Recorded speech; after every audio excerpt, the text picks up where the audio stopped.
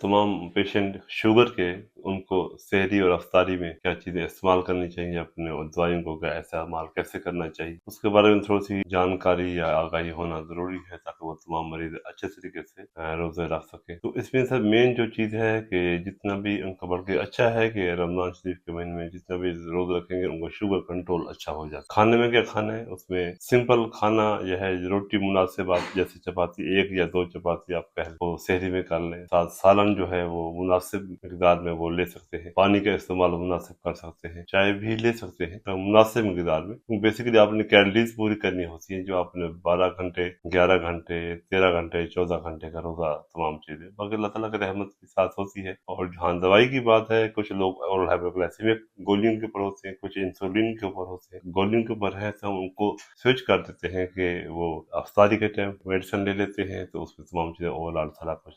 Dose shift हो जाती है उनकी, और इस सब जो 2 टाइम मेडिसिन होती है तो उस लिहाज से भी हम दोबारा उसको रिवाइज कर देते हैं अकॉर्डिंग टू टाइम शेड्यूल। उसके बाद जो इंसुलिन भी है तो यूनिट्स के लिहाज से हम सारा सारा रिवाइज कर लेते हैं उनकी, जैसे सहरी जब शुरू करते हैं उस टाइम और जब अफ्तारी शुरू करते हैं तो उस टाइम तमाम चीजें वो सारी खोल के तमाम चीजें वो साथ शुरू कर देते हैं। मेन जो चीज है ना इसमें अहम, वो बहुत ज्यादा एक्सेसिव नहीं खाना, ये नंबर 1। नंबर 2 ये है कि उसके अंदर बहुत एडेड शुगर्स जो है ना वो नहीं इस्तेमाल करनी उसके अंदर, और तली हुई भुनी हुई चीजें वो इस्तेमाल नहीं करनी। सिंपल खाना खाएं अकॉर्डिंग टू यूज, और कैलोरीज जितनी चाहिए कंज्यूम होती हैं आपके वर्क के लिहाज से वो आपके लिए सफिशिएंट होते हैं। और साथ जो ही शुरू होते हैं रोजे तो साथ साथ हम मॉनिटरिंग करते हैं शुगर लेवल, तो उसके अंदर ना तमाम चीजें सारी एडजस्टमेंट वो में बैलेंस पता चल जाता है। तो उस लिहाज से दवाई खाना और तमाम रूटीन सारी चलती जाती है।